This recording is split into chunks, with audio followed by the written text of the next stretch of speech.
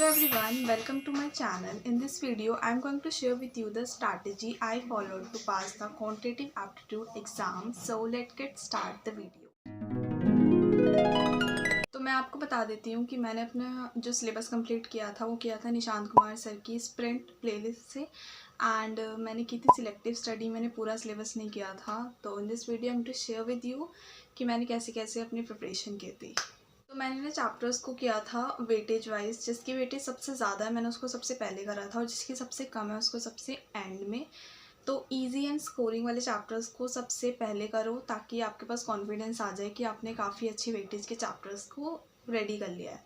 तो मैंने किया था सबसे पहले मैथमेटिक्स फॉर फाइनेंस जो 14 मार्क्स की वेटेज रखता है. उसके बाद मैंने डायरेक्ट लॉजिकल रीजनिंग कर ली थी जो 20 मार्क्स की वेटेज रखती है एंड लॉजिकल रीजनिंग बहुत ईजी होती है. थर्ड मैंने किया था सेंट्रल टेंडेंसी एंड डिस्पर्जन वाला जो स्टैटिस्टिक में आता है एंड बिकॉज उसमें बहुत सारे कॉन्सेप्ट हैं जो आगे के चैप्टर्स के लिए बेस तैयार करता है. अब उसके बाद मैंने किया था इंडेक्स नंबर जो 5 मार्क्स की वेटेज रखता है. बहुत ज़्यादा इजी चैप्टर है एंड स्कोरिंग भी है. उसके बाद मैंने किया था कोरिलेशन एंड रिग्रेशन जो अगेन 5 मार्क्स की वेटेज रखता है एंड वो भी बहुत ज़्यादा इजी एंड स्कोरिंग है. मुझे ठीक लगा था वो चैप्टर. मीडियम लेवल का बोल सकते हो आप उसको. उसके बाद आप करना statistical representation of data and sampling. ये पूरा थ्योरी बेस्ड चैप्टर है. थ्योरी वाले चैप्टर्स में मुझको बेनिफिट लगता है कि एग्ज़ाम में ना बिल्कुल भी टाइम नहीं लगेगा उसको सॉल्व करने में. बस क्वेश्चन को पढ़ेंगे एंड आंसर को टिक लगाएंगे एंड इसमें बहुत ज़्यादा दिमाग की बात नहीं होती. आपको सिर्फ नोट्स बना लेना उसके छोटे छोटे एंड उसको लर्न कर लेना.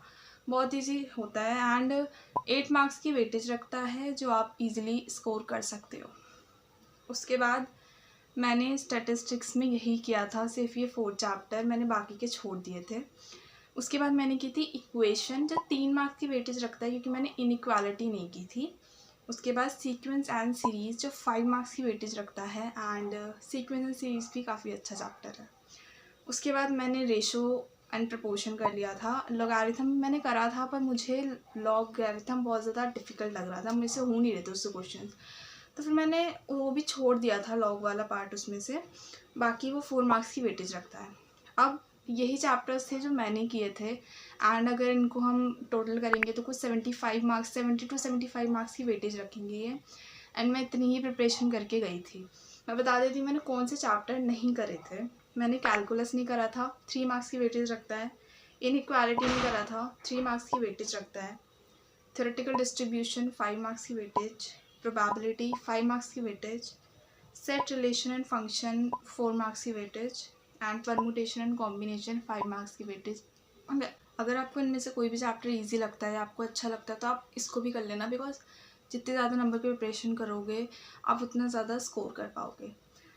एंड मैं आपको ये बता देती हूँ कि अगर मैं 75 मार्क्स की वेटेज की प्रिपरेशन करके गई थी दैट डजंट मीन कि मैं 75 मार्क्स लेकर आई थी.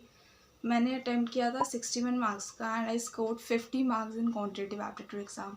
सो जिसका गोल है अच्छे मार्क्स या उससे ऊपर के स्कोर करने का तो आई थिंक सिलेक्टिव स्टडी उनके लिए नहीं है. वो पूरा कर सकते हैं या फिर वो थोड़ी और वेटेज को बढ़ा सकते हैं. मैंने अपना सिलेबस कंप्लीट किया था निशांत कुमार सर की स्प्रिंट प्लेलिस्ट से. और अगर आप कहीं और से कर रहे हो तो आप वहाँ से भी कर सकते हो. बट याद रखना जब अपना प्रिपरेशन कर रहे हो ना जब अपना सिलेबस कंप्लीट कर रहे हो तो आप अच्छे से करो उसको. ऐसा ना हो कि मुझे थोड़ा थोड़ा समझ में आया. नहीं, आपको अच्छे से करना है बिकॉज आप सिलेक्टिव स्टडी कर रहे हो. तो अगर आप कर रहे हो तो बहुत अच्छे से आपकी तैयारी होनी चाहिए उन चैप्टर्स की. ठीक है. तो सबसे पहले आपने अपना सिलेबस कंप्लीट कर लिया.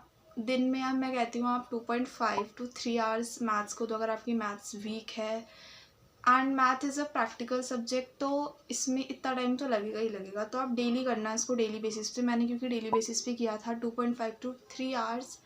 एंड जब हम बुक के क्वेश्चंस कर रहे होते हैं कुछ इंपॉर्टेंट होते हैं हमको सर्कल कर लेना चाहिए तभी के तभी ताकि जब हम रिवीजन करें या फिर अगले दिन उसको कर रहे हो तो फिर आप ना उन्हीं क्वेश्चंस को करो. सारे क्वेश्चंस करना इज़ नॉट पॉसिबल. ठीक है. तो इस तरीके से करना. मैथमेटिक्स फॉर फाइनेंस वाले चैप्टर्स को ना थोड़ा उसको जल्दी जल्दी रिवाइज करते रहना बिकॉज मेरे साथ था कि मुझे ना सारे चैप्टर्स ठीक थे पर मैं बार बार इसके फॉर्मूलाज भूल जा रही हूँ. मैं प्रेजेंट वैल्यू में फ्यूचर लगा रही हूँ. तो इसकी रिवीजन मैंने थोड़ी सी ज़्यादा की थी. मैं हर 10-15 दिन बाद ना इस वाले चैप्टर को कर लेती थी. लॉजिकल रीजनिंग में ऐसा सच नहीं है. आप उसको आराम से कर सकते हो. लॉजिकल रीजनिंग ईजी है. ठीक है. सेंट्रल टेंडेंसी एंड डिस्पर्जन वाले चैप्टर में बहुत सारे फॉर्मूलाज हैं. वहाँ से भी थ्योरी वाले क्वेश्चंस बनते हैं तो उसकी थ्योरी भी अच्छे से करना. अगेन इंडेक्स नंबर में से भी 1-2 थ्योरी वाले क्वेश्चन बनते हैं, रिपीटेड क्वेश्चन होते हैं उसमें तो उसको तो अच्छे से ही कर लेना। थ्योरी वाले क्वेश्चन ना बहुत रिपीटेड होते हैं, बस उसमें क्वेश्चन की ना लैंग्वेज को बदल देते हैं। तो थ्योरी वाला जो भी पार्ट है जिस भी चैप्टर में सब कर लेना, बिकॉज वो बहुत ज़्यादा हेल्पफुल होंगे आपके लिए। अब जब आपने अपना एक बार सिलेबस कंप्लीट कर लिया, आपने चूज़ कर लिया आपको ये चैप्टर करने थे, आप चाहो तो अगर आपको प्रोबेबिलिटी, परमुटेशन, कॉम्बिनेशन ईजी लगता है, आप चाहते हो कि मैं वो भी करूँ, तो प्लीज़ कर लेना। मैं ये नहीं कहूँगी डिफ़िकल्ट चैप्टर है, बस मैंने नहीं किए थे, बिकॉज ये पर्सन टू पर्सन डिपेंड करता है उसको कौन सा चैप्टर ईजी लग रहा है कौन सा नहीं। या दैट्स वॉज माई ओपिनियन। आप एक बार सिलेबस कंप्लीट कर लिया, उसके बाद आप दोबारा से उसी को रिवाइज़ करना। रिवीजन वन शॉट लेक्चर्स किसी के भी ले सकते हो, निशांत कुमार सर के भी अवेलेबल है। तो आप वहाँ से ना रिवाइज़ करना, जो क्वेश्चंस को आपने मार्क लगाया था, इंपॉर्टेंट डिफ़िकल्ट लगे थे आपको, उनको दोबारा से करना ताकि वो सब रिकॉल हो जाए आपके माइंड में। तो एक बार रिवीजन कर ली, अगर आपको लग रहा है कि इस चैप्टर में थोड़ी प्रिपरेशन कम लग रही है तो 2 बार रिवीजन कर लेना। जिसमें आपको लग रहा है पूरा कॉन्फिडेंस है, मुझे ज़रूरत नहीं है दोबारा रिवीजन करने की, तो मत करना। मैथमेटिक्स फॉर फाइनेंस में मुझको लगता है कि थोड़ा सा उसमें रिवीजन ज़्यादा लगती है, बिकॉज कुछ क्वेश्चंस होते हैं उसमें भी ट्रिकी जो नहीं समझ में आ रहे होते हैं।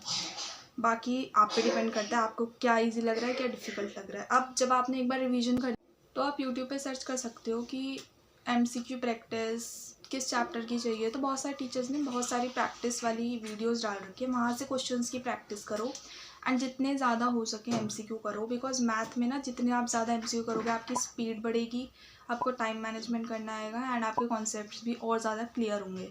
तो MCQ प्रैक्टिस बहुत ज़्यादा करना। अब RTP MTP मैंने नहीं करे थे, RTP MTP PYQ अलग से कहीं से कि जो डाल के रखते हैं ICAI की वेबसाइट पे, बिकॉज अगर मुझे वहाँ से कुछ डाउट आ रहा है तो मैं किससे पूछूंगी एंड उसमें थोड़ा सा टाइम वेस्ट भी होता है।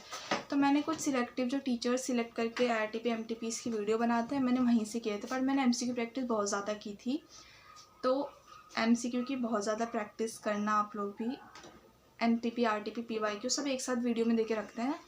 निशांत कुमार सर की भी प्लेलिस्ट है। सेकेंडली बोलूँगी आकाश अग्रवाल सर ने ना अभी जैन में भी बहुत सारे MCQ प्रैक्टिस करवाए थे, अब वो मे वाले के लिए भी करवाएंगे, तो वो सारी वीडियो देख लेना। जितनी ज़्यादा MCQ कर सको उतनी ज़्यादा प्रैक्टिस कर लेना, इससे आपका कॉन्फिडेंस भी बिल्ड होगा एंड आपकी कैलकुलेटर स्पीड भी बढ़ेगी, आपको कुछ ट्रिक्स भी पता चल जाएंगी उससे। टॉकिंग अबाउट द फॉर्मूला कि हम फॉर्मूला कैसे लर्न करें एंड उसको किस तरीके से प्रिपेयर करें। फॉर्मूला मैंने क्या करा था ना, निशांत कुमार सर की एक माइंड मैप सीरीज़ है जो उन्होंने डाली थी रिवीजन वाले टाइम पे, तो मैंने वो देखी थी। अब जब मैंने उसको देखा ना, उन्होंने ना माइंड मैप करवा रखे थे, 10-10 मिनट की वीडियोज़ हैं, उसको रिवाइज़ करा रखा है सारे फॉर्मूलाज को खुद समझा कर। एंड मैंने क्या करा था, A4 साइज शीट में ना मैंने पूरा माइंड मैप बना लिया था। मेरे को ये था कि मेरे को ना फॉर्मूलाज के लिए ऐसे पेज ना पलटने पड़े, A4 साइज शीट हो एंड उसी पे सारे फॉर्मूलाज लिखे हों। तो मैंने ऐसे करके ना A4 साइज शीट पे बना लिया था पूरा। एंड मेरे पास ये था कि एक चैप्टर है तो एक पेज है एंड मैं उसी में सारे फॉर्मूलेज, सारी थ्योरी वाले जो क्वेश्चंस आते हैं वो सब मैंने उसमें लिख दिया। तो मेरे को बहुत ज़्यादा हेल्पफुल लगी थी वो माइंड मैप सीरीज़, आप भी चेकआउट कर सकते हो उनकी वाली play. One more thing guys, अगर आप लोग माइंड मैप सीरीज़ देखोगे तो पहले ना चैप्टर को अच्छे से रिवाइज कर लेना, तब जाके उसे देखना। बिकॉज अगर आप डायरेक्टली जाके देखोगे ना तो कुछ समझ में नहीं आएगा। मेरे साथ ये हुआ था, इसलिए तो पहले आप अच्छे से रिवाइज कर लेना, सब कुछ अच्छे से कर लेना, चैप्टर को अच्छे से कंप्लीट। उसके बाद माइंड मैप जाके सीरीज़ देखना, तो आपको अच्छे से कॉन्सेप्ट क्लियर होंगे। And if you guys wanted, अगर आप चाहते हो कि मैंने जो A4 साइज शीट पे बनाए थे अपने फॉर्मूलाज लिखे थे मैं आपके साथ वो शेयर करूँ, तो आप मेरे को कमेंट में बता देना, मैं वो भी शेयर कर सकती हूँ अगर आप चाहो तो। And yes, that's for today's video. Like, comment and subscribe my channel. Till that, bye bye.